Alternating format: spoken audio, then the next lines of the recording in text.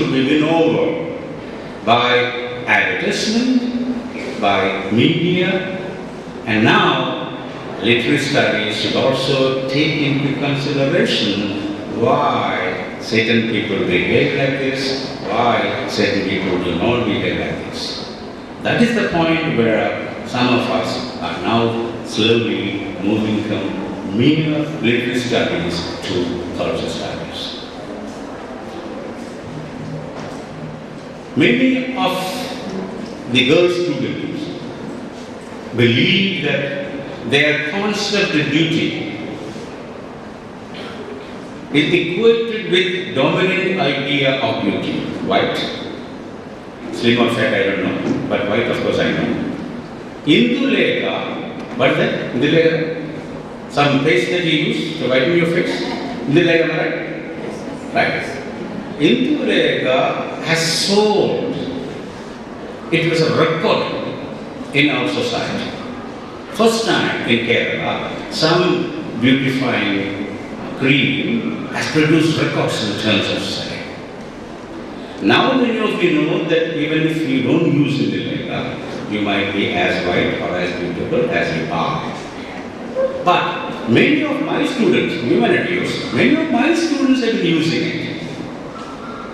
But in the cultural studies classroom, they said, sir, we were attracted by the advertisement.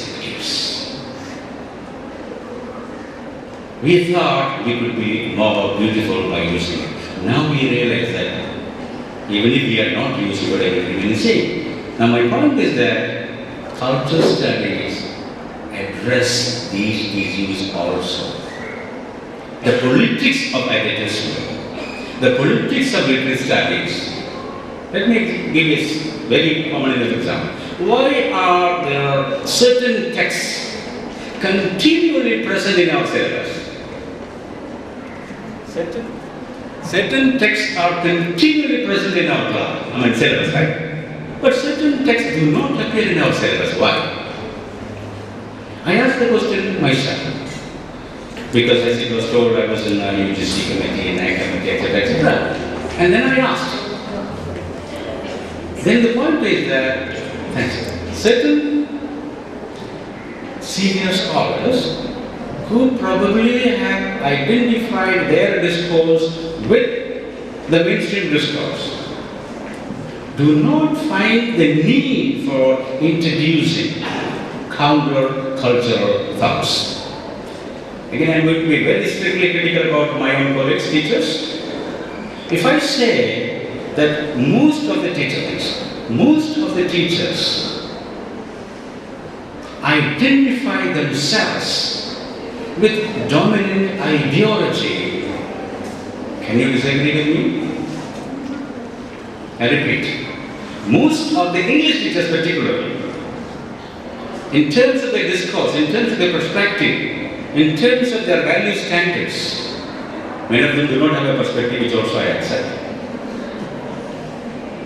But if they have a perspective, they often identify themselves with mainstream ideology or dominant ideology. Now I ask my colleagues informally, what's the problem? That's the biggest problem I take. Why do we create problems in the classroom? So I think most of the teachers have somehow or other internalized the notion, the wrong notion I would say, that classroom is a place where we are not expected to create problems.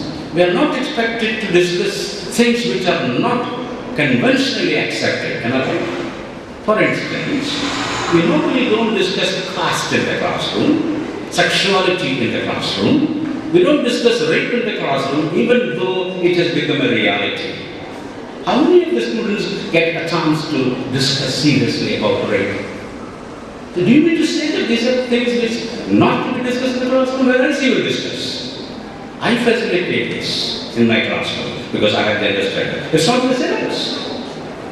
But if a teacher wants serious issues like identity, gender issues, sexuality, social issues, marginality, exclusion, to be discussed in the classroom, especially in the digital classroom, you have the freedom. Only thing is that we have to change our conventional attires. As a nomination teacher, most of my colleagues say they will be told to the Vice Chancellor that I create indiscipline in the classroom. Yes, I do.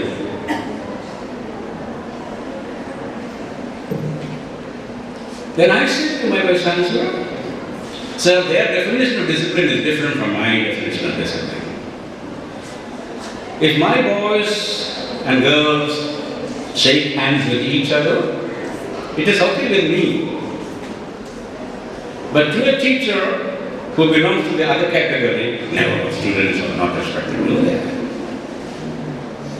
If they go and walk with shoulder to shoulder, that's okay with me. Because I have the privilege to teach students from other countries, other cultures. I don't think the habit is falling down if the boys and girls mingle each other and they work together. It doesn't matter. So what I'm saying is that literature studies has to move gradually to become interdisciplinary. A little bit understanding of our own society, our own history, and our own economy is essential. How many of us are aware that Human Resource Ministry has taken a major decision last month? That decision is to introduce humanities studies even in science courses. Something which we have been clamoring for years.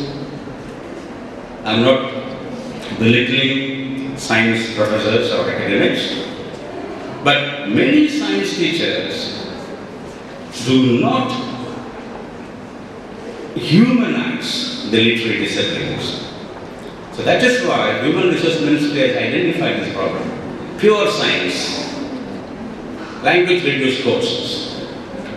So humanities facilitate students to think freely, to rethink, to disagree, but science students do not get a chance to do that. For the first time in our country, IIT, Indian Institute of Technology, has appointed a professor of sociology, Professor Rajan Gurikul, as the chair professor of humanities.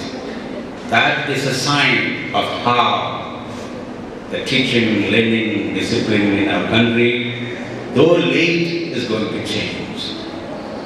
IIT has never appointed a sociology professor as a chair.